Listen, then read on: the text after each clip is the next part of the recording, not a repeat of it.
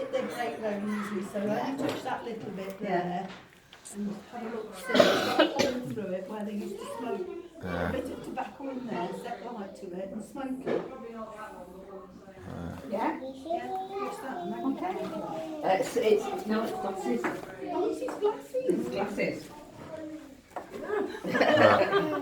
How did he used to read them without no lenses? No, they'd have lenses in, but they'd wear them on the nose. Yeah, on the resting on the nose, yeah. But they'd have glass in, but they'd be more like a magnifying glass. So what they actually think, because this was deemed a secret room because of the chapel, they actually think that at one stage there could have been a metal wrought iron staircase. Yeah. Because the room, if you look, is square, yeah. but it's not there. No. It's rounded. So they actually think that they'd actually put a staircase underneath to actually... If you have a look at this would have been the original height Yeah, of the ceiling, yeah. They've actually taken the roof off to expose how low the rooms were. Yeah. So we'll go into here now. It must at least... Wait. I know, yeah. Right, I'm going to tell you now. Have you heard of King Richard, the Battle of Bosworth? Yes. Right, okay. This, in actual fact, we've got the restorers coming in. It's actually starting to move, so we've got to wait for the restorers coming in. Normally we can actually let the kids play in it, but because of the top's not looking safe. So basically, it's in two parts, this bed. It is 17th century, alright?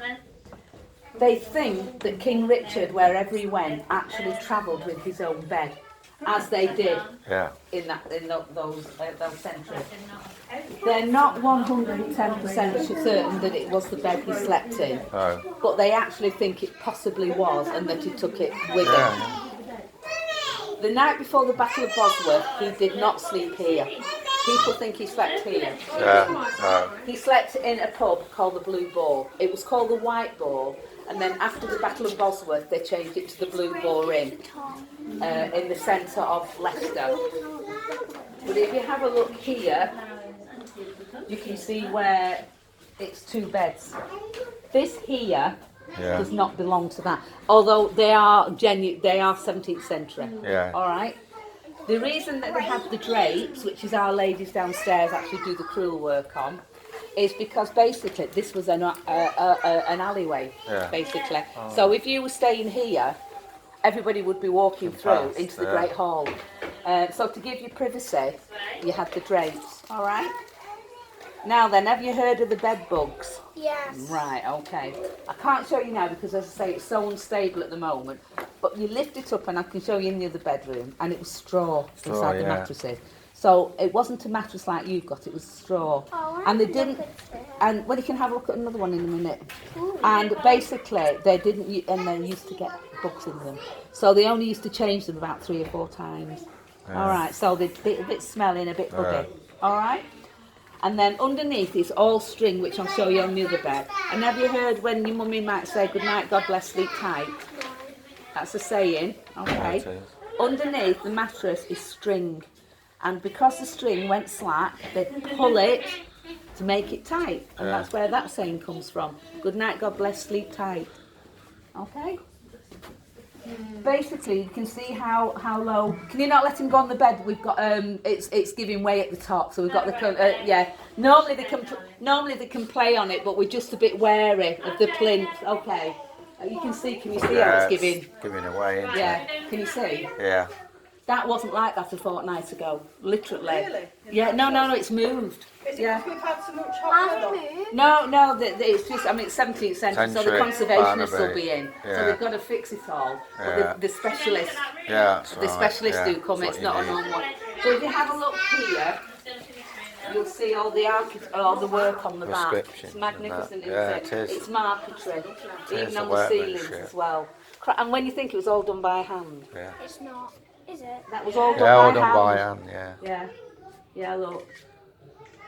Now, have you noticed how small the bed is? Yeah. Right, Richard III was 6'3". So he was big, very big. Bigger than any of us in here. So, basically, he could not have fit in this bed. Right. But they never lay down to sleep. Like, we go to bed and we sleep lying down, don't we? They didn't in those days because they said the only time that you're actually lie down is when you. Yeah. Okay. And basically what they did, they ate a lot of rich red meat and they ate a lot of dairy products and they also drank a lot of ale. Yeah. So they had an awful lot of the bilious Yeah, yeah. attacks. So basically, so that they wouldn't go and keep burping, they actually slept semi-prone and they slept on great big bolsters. Yeah. And if you have a look at some of your pictures of Henry VIII in bed, you'll see he's sat up. Yeah. Because he was too fat actually to lie down. But it was the This same. is actually his bed.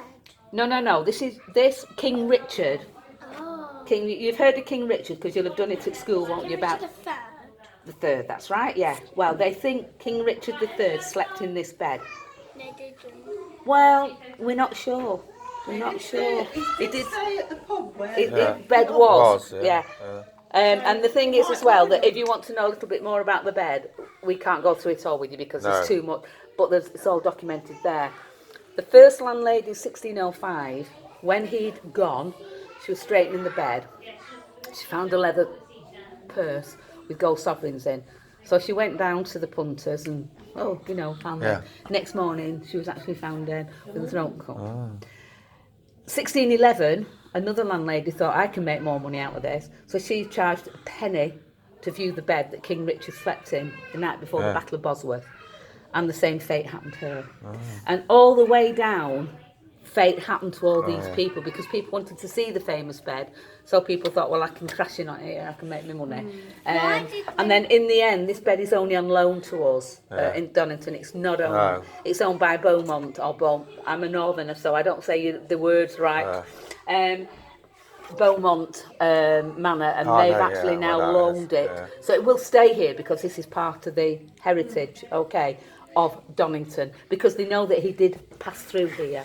Yeah. But he did not sleep here the night before the Battle of Bosworth. And if you think about it, he couldn't have done. Because this is 17th century, and the Battle of Bosworth was a lot sooner than that. Yeah. So, okay.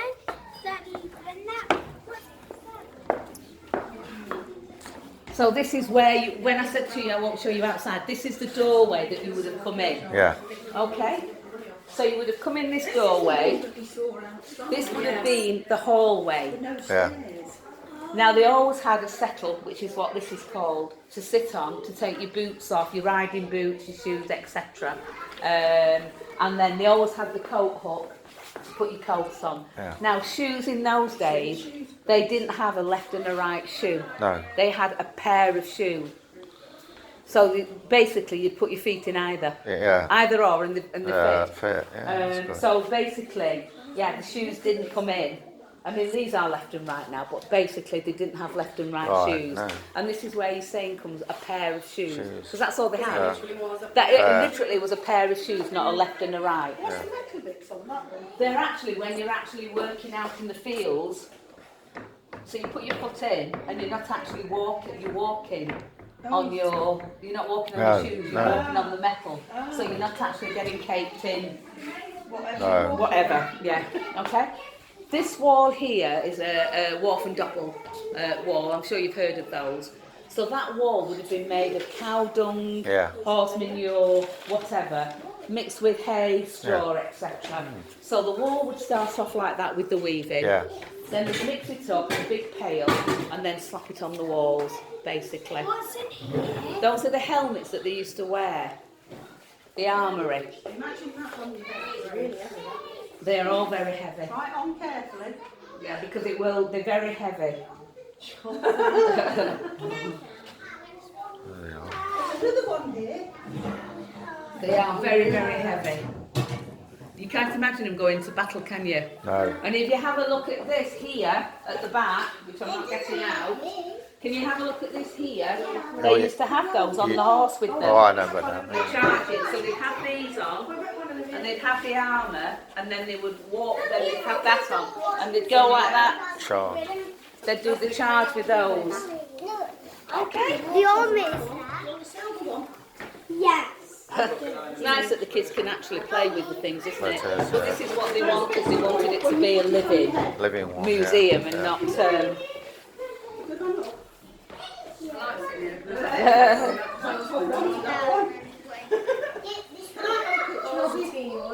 would fight you.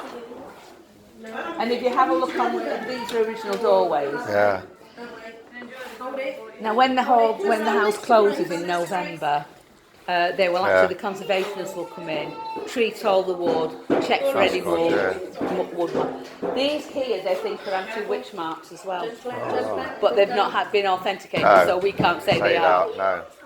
But if you have a look, there's these virtually at every entrance you go in, so they do actually think that they're actually anti-witch marks. Okay. We'll go through into here.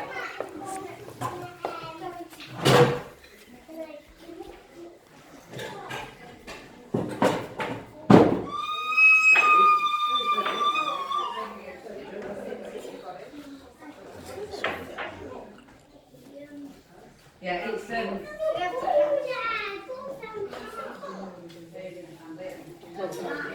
yeah, because I was in last Sunday. Yeah. What we've done, we've put the pots in over the back. Yeah, last Sunday.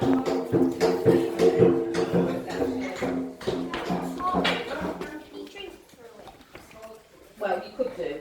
Yeah. Is that okay? Yeah. I knew it. Because we did. Yeah. That's right. They'd have the whiskey in their ale. Now underneath here, underneath there, we've got what they call pissy pots. No, I'm not swearing. That's what we call it. Okay. And what happened, they used to have a wee in there, like a potty, like when you're babies. But what they did, they didn't waste that. They actually stored it in a big barrel because it's ammonia. Yeah. We contains ammonia. So they've actually bleached the calico because the sheets what you see on would be what they use. They would only use linen when they were having guests. So they would sleep under calico, which they tend to smell fine. So what they used to do then, the maids, they'd actually soak the linen, the sheets in this urine, and then wash them again to get rid of, to bleach them. Yeah. You know, it's a modern day bleach. The actual poo or faeces, they wouldn't even throw that away. That would go on with the animal dung. So basically, they'd use that for the walls as well. So basically, they'd use what they could. They didn't throw anything away whatsoever. No. They were very self-sufficient, really. But when you think about it as well, they lived off the land. There was no preservatives. They did just farming. Sorry, yeah, you're all right.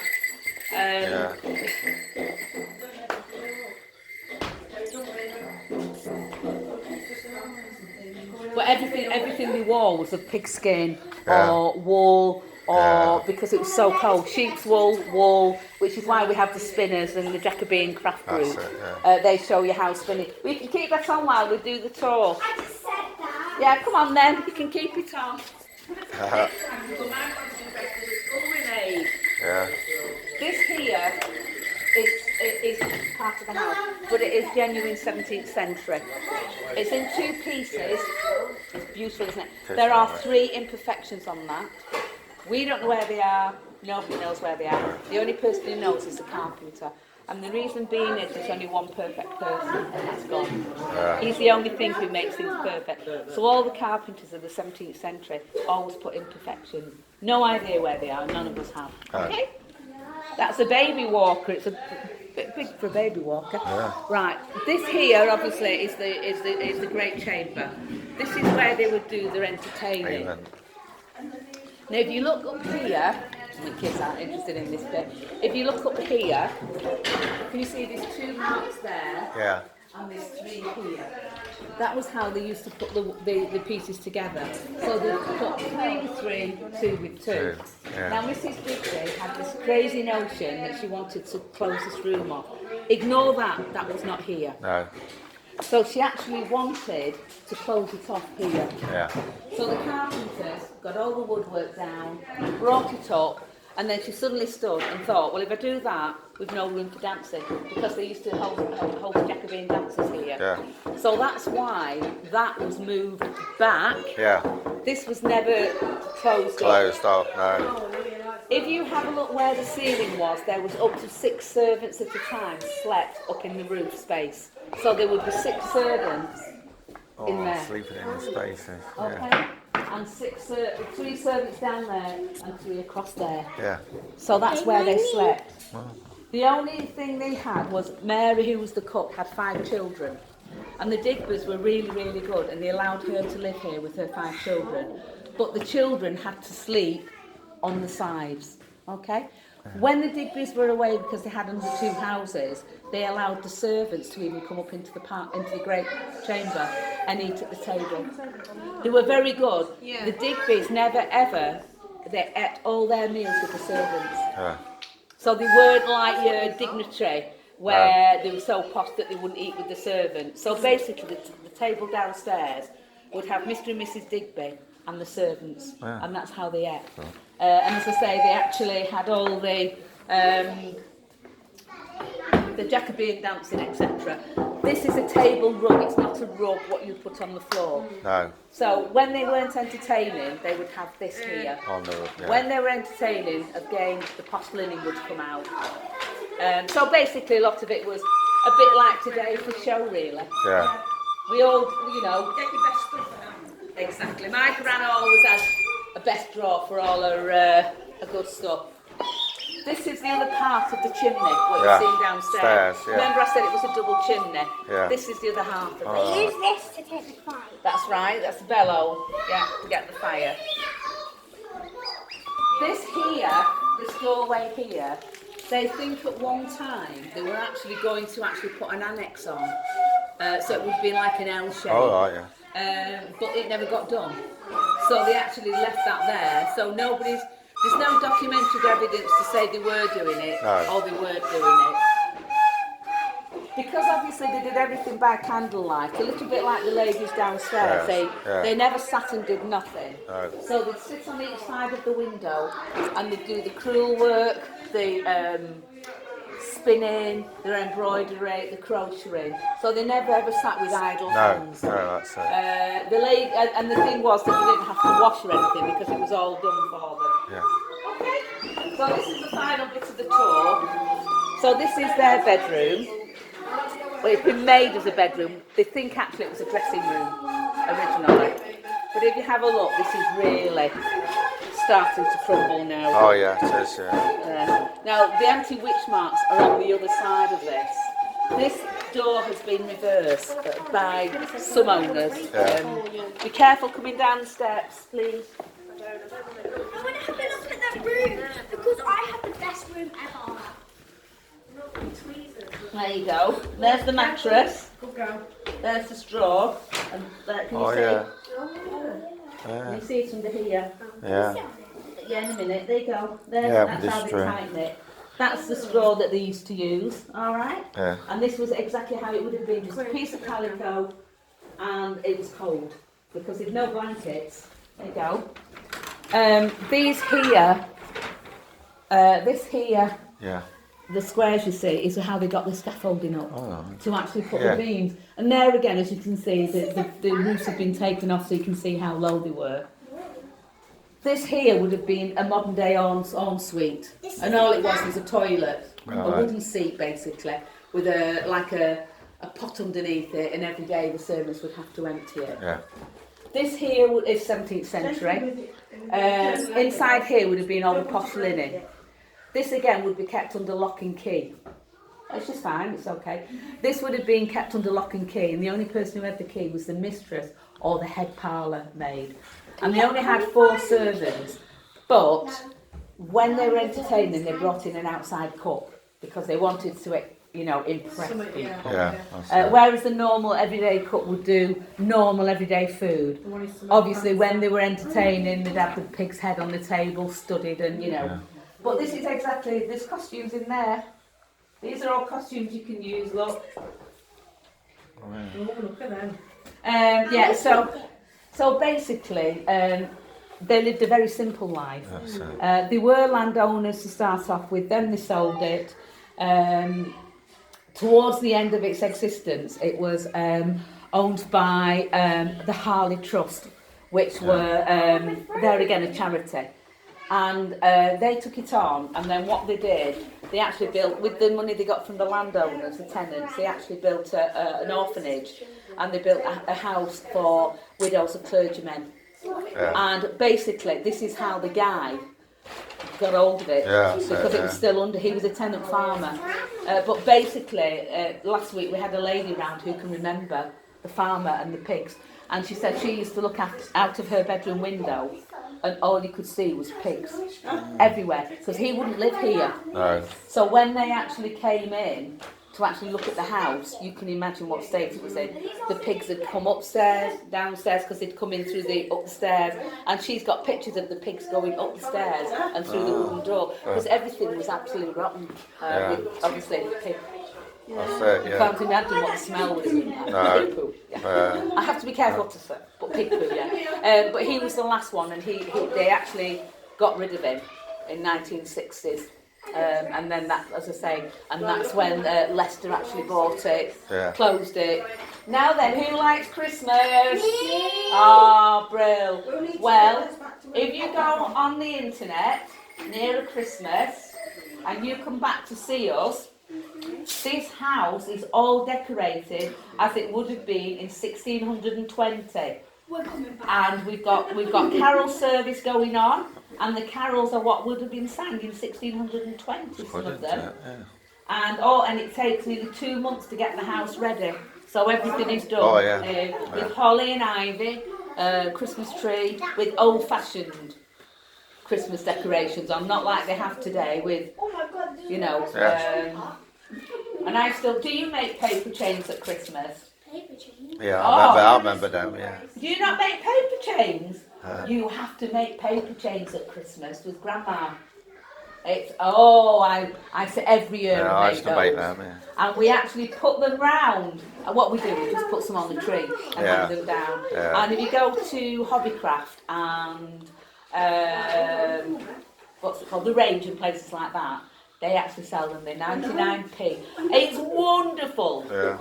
And I always get the polystyrene baubles, and we do a bit of sticking things on. And do you know, sometimes I've got things that my kids made me, and they're 40 odd. Yeah, still. And I love them. Do you know, I wouldn't get rid of them for the world. They're too fancy to me, Christmas trees now. Christmas tree is a Christmas tree with baubles and everything. My Christmas tree's got years and years of the collections. Yeah, I was and my mum used to buy. We've got my sister and my brother and myself. All of us have got one girl. And so mum bought for the girls every year one Christmas bauble. And each family have got the same bauble. Yeah, but that's lovely. You can't take that away, history, can you? No, And you put them up and you think, Mum got this. And actually, in fact, when you went over to Disneyland, you bought me back a Mickey Mouse. Yeah, one, didn't I've you? got a thing. And I've got a little doll, what's that big? And it's fully jointed and clothed, and I got that for my first Christmas from my mum's next door neighbour, and even its head moves and its arms and legs, and it's literally that big. And my kids will come in and they'll say, "Where's the doll?" And I'll say, "She's on." And it has to go on, pride of place, because I've had it 60 odd years. Basically, yeah. But we always make paper chains. But if you come at Christmas, I think it's the second week in December. Go online and have a look, because I don't think. Has it been finalised? It hasn't been finalised. Wreath making. No, it's not. It's Candlelit Caroline. that's it. Yeah. Carolyn